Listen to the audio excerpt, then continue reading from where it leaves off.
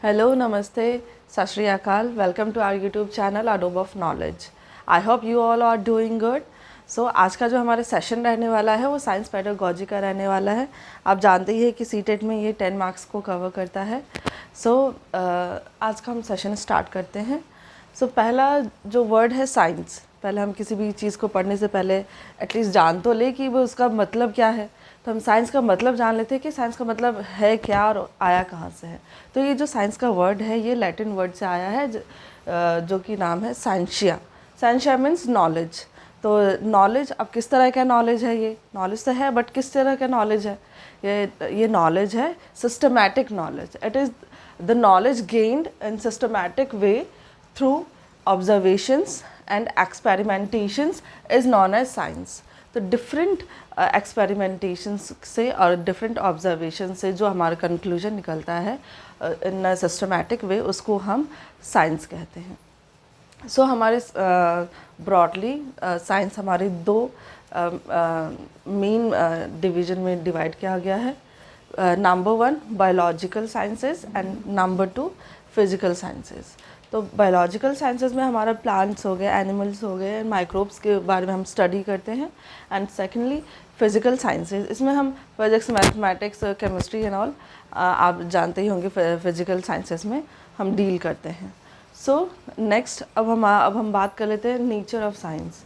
जो हमारा साइंस का जो नेचर है, ये सीटेट में एटलीस्ट 1 मार्क्स में इस पर क्वेश्चन आता ही है कि साइंस का नेचर क्या है, कैसा है। तो उसमें 4 मल्टीपल ऑप्शन में आपसे ये पूछ लेगा, 3 नेचर दे देंगे साइंस का और एक दे देगा कि आपको इसमें से बताना है कि क्या क्वेश्चन इस 4 में से कौन सा नेचर साइंस का नहीं है। तो उस अकॉर्डिंग आपने पढ़ा होगा तो आप इजीली आंसर दे सकते हैं। हम देख लेते हैं पहला नेचर क्या है साइंस का। First of all dynamic. पहला नेचर है साइंस का डायनामिक। डायनामिक मीन्स कि जितने भी आप साइंस में ऑब्जर्वेशंस, एक्सपेरिमेंटेशन के थ्रू जो भी जितने भी लॉज एंड थ्योरम आए हैं, उसका ये मतलब नहीं है कि ये रिजिड है कि ये यही वाला रहने वाला है। ये चेंज हो सकते हैं। Dynamic means it can be changeable, it can be adjusted, it can be reversed और कैन बी मॉडिफाइड। तो ये चेंज हो सकते हैं कि डिफरेंट ऑब्जर्वेशंस, एक्सपेरिमेंटेशन से। जैसे पहले आपने एटॉमिक स्ट्रक्चर में देखा होगा, पहले जे थॉमसन का मॉडल आया, फिर रदरफोर्ड का मॉडल आया, देन बोर का मॉडल आया। तो डिफरेंट साइंटिस्ट का डिफरेंट एक्सपेरिमेंटेशन के थ्रू अगर उनको लगता है कि इसमें और इम्प्रूवमेंट की ज़रूरत है तो वो किया जा सकता है। तो ये इसलिए साइंस का जो नेचर है वो रिजिड नहीं है, it is flexible in nature. That is why पहला पॉइंट हो गया हमारा dynamic in nature. Secondly interdisciplinary. तो अब इंटरडिसिप्लिनरी मतलब क्या हुआ, इसका ये मतलब ये हुआ कि जो relation between different branch of science. अब जैसे डिफरेंट ब्रांच ऑफ साइंस कैसे, जैसे बायोलॉजिकल साइंस और फिजिकल साइंस का भी इंटर रिलेशन है। अब साइंस जैसे मैथमेटिक्स में मेनली यूज़ होता है या फिजिकल साइंस, ये सब क्या है, डिफरेंट ब्रांचेस ऑफ साइंस है या फिर डिफरेंट ब्रांचेस ऑफ फील्ड में ये यूज़ हो सकते हैं, इसलिए इसको इंटरडिसिप्लिनरी कहा है। जैसे मैथमेटिक्स का यूज़ हम साइंस में कर सकते हैं, like number of bacterias different time में कितना ग्रो हो रहा है, कितना मल्टीप्लाई हो रहा है।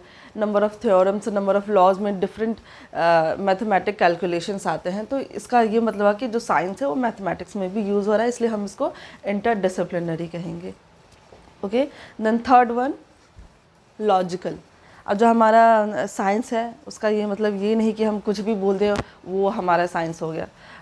तो हमारा साइंस का मतलब ये है कि हमारे पास एटलीस्ट कोई एक लॉजिकल अप्रोच तो हो, कोई हमारा एक लॉजिक हो किसी भी चीज़ को ऑब्जर्व करने का, कंक्लूजन तक पहुंचने का, एक्सपेरिमेंट करने का कोई एक लॉजिक हो। उस अकॉर्डिंग ही हम ये बता सकते हैं कि डिफरेंट सिस्टमैटिक पैटर्न्स में जब कोई कंक्लूजन निकलेगा, जब कोई रीजनिंग, हमारा लॉजिकल थिंकिंग स्ट्रांग हो, तभी हम उसको कह सकते हैं कि ये साइंस है। Then fourth social.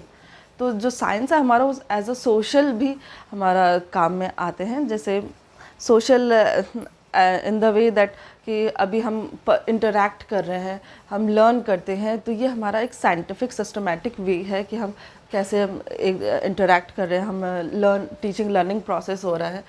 तो और सोशली कि हम साइंटिफिक नॉलेज हमारा कैसे काम में आ रहा है। जैसे हमारा ये boon as a humankind, हमारा boon and as well as bane दोनों की तरह ये हमारा यूज़ हो सकता है। जैसे बून में डिफरेंट हुई क्या teaching learning process and different ways. बीन में हमारा जैसे कोई भी न्यूक्लियर स्ट्रक्चर जो हमारे पारहास में काम आते हैं वो हमारा बीन एज अ बीन भी यूज़ हो सकता है। जैसे कितने सारे बॉम्ब वगैरह आजकल बनाए जा रहे हैं ताकि एक दूसरे कंट्री पे अटैक किया जा सके, तो वो एक ह्यूमन काइंड का बेन ही है कि क्योंकि उसमें बहुत सारे लॉसेस हमारे हो सकते हैं, लाइफ लॉस हो सकते हैं, ह्यूमन काइंड पे बहुत ज़्यादा इफेक्ट पड़ सकता है। सो ये हो गया हमारा social. And last one is unbias. Unbias means जो साइंस है वो अवॉइड करता है बायसनेस को, क्योंकि वो यूनिवर्सल है, सभी पे एक जैसा ही अप्लाई होता है। नेचर ही हमारा ऐसा है कि किसी पे ये नहीं कि इस पे है कोई अमीर है तो उसी पे ज़्यादा यूज़ हो, कोई गरीब है उस पर ज़्यादा कम यूज़ होगा, या फिर कोई लड़का है या कोई लड़की है या कोई डाइवर्सिटी है उसी को ज़्यादा यूज़फुल या उसी को ज़्यादा प्रेफर करेगा, ऐसा नहीं है। साइंस का यही एक बहुत ही अच्छा नेचर है कि वो बायसनेस को अवॉइड करता है और सभी पे इक्वली इफ़ेक्ट पड़ता है, इक्वली ट्रीट करता है एंड ऑल ऑफ दैट। तो ये हमारा हो गया अनबायसनेस साइंस का नेचर। तो ये 5 अगर आए आपके ऑप्शन में तो आप इजीली उसको टिक कर सकते हैं, पहचान सकते हैं कि कौन सा साइंस का नेचर है और कौन सा नहीं है। जो नहीं होगा उसको आप टिक कर देंगे कि ये नहीं है। नाउ अब प्रोसेस की हम बात कर लेते हैं कि भाई साइंस ठीक है, उसका सिस्टमेटिक प्रोसेस क्या है, हम कैसे उसको किसी भी चीज़ को देखते हैं। तो नंबर 1 पहले हम ऑब्जर्वेशन, पहले हम किसी भी चीज़ को ऑब्ज़र्व करते हैं कि ये ठीक है, ये चीज़ ऐसा है, ठीक है, हमने इसको ऐसे देख लिया, ये हो सकता है एंड ऑल। तो हम पहले किसी भी चीज़ को ऑब्ज़र्व करेंगे। सेकेंडली क्वेश्चन, तो हमारा किसी भी चीज़ को हमने ऑब्ज़र्व तो कर लिया, ठीक है, अब हम क्वेश्चन अराइज होगा कि ये चीज़ क्या हो सकता है, क्यों है, कैसे है, किस वजह से है, क्या रीज़न है, रीज़न बिहाइंड दैट। तो मल्टीपल क्वेश्चन हमारे अराइज हो सकते हैं किसी भी चीज़ को हम ऑब्जर्व करेंगे तो। देन हाइपोथेसिस, हाइपोथेसिस मीन्स परिकल्पना करना, इमेजिनेशन करना कि ठीक है हमने कोई चीज़ ऑब्जर्व किया, फिर क्वेश्चन आया कि ये है ऐसे, पर हो हाइपोथेसिस में हम क्या करेंगे कि हम ये चीज़ हो सकता है, मे बी ये चीज़ हो, मे बी ये चीज़ ना हो। तो हम जो परहैप्स शायद ये हो ये ना हो तो कल्पना करते हैं, इमेजिनेशन करते हैं, वो चीज़ हमारा काउंट होगा हाइपोथेसिस में। देन हमारा आएगा एक्सपेरिमेंट।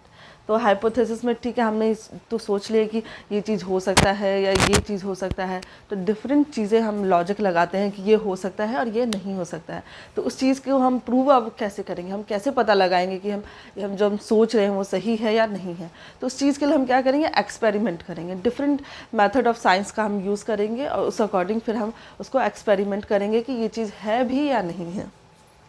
देन एनालिसिस, एनालिसिस में हम अब जो हमारा एक्सपेरिमेंट आया है उसका हम देखेंगे, ठीक है ये चीज़ एनालिटिकली कि ठीक है ये चीज़ हमने जो सोचा था वो है कि नहीं है, अच्छा ये चीज़ ये आ गया है, ठीक है, अच्छा ये जो हमने सोचा था वो ये चीज़ नहीं आया। तो हम एनालाइज करेंगे कि हमारा जो एक्सपेरिमेंट है या जो हमने हाइपोथेसिस किया था वो उसके अकॉर्डिंग हमारा ये क्या चीज़ है। उसके बाद हम कंक्लूजन में पहुँचेंगे, एनालिसिस के थ्रू ही हम कंक्लूजन पे पहुँचेंगे कि ठीक है अब जो हमने इतनी देर से हमने सबसे पहले जो हमने ऑब्ज़र्व किया था वो कैसे क्या है, वो हमने क्वेश्चन जो अराइज हुए थे, हमने जो सोचा था हाइपोथेसिस के अकॉर्डिंग, फिर हमने जो डिफरेंट मेथड ऑफ साइंस को यूज़ करके एक्सपेरिमेंट किया था, फिर जो हमने एनालाइज़ किया कि हमारा ठीक है ये आया है ये नहीं आया, उन सभी के बेसिस पे फिर हम कंक्लूजन पे आते हैं, ठीक है ये चीज़ ये है, हमारा as it is final result आ जाता है कि ठीक है ये चीज़ हमारा ये है, जो हम सोच रहे थे ये वही चीज़ हमने बाहर निकाल के रखा हुई, हमारा रिज़ल्ट हमारा कंक्लूजन निकल गया। तो अभी तो फिर लिमिटेड रिसोर्सेज के कारण सॉरी हमारा इतना ही अभी टॉपिक हो पाएगा। हम नेक्स्ट क्लास में हम करेंगे कि मे बी हमारा थोड़ा आगे और ज़्यादा हम आपको पढ़ा पाएँ। अगर आपको अच्छा लगा तो do like share and subscribe. Thank you.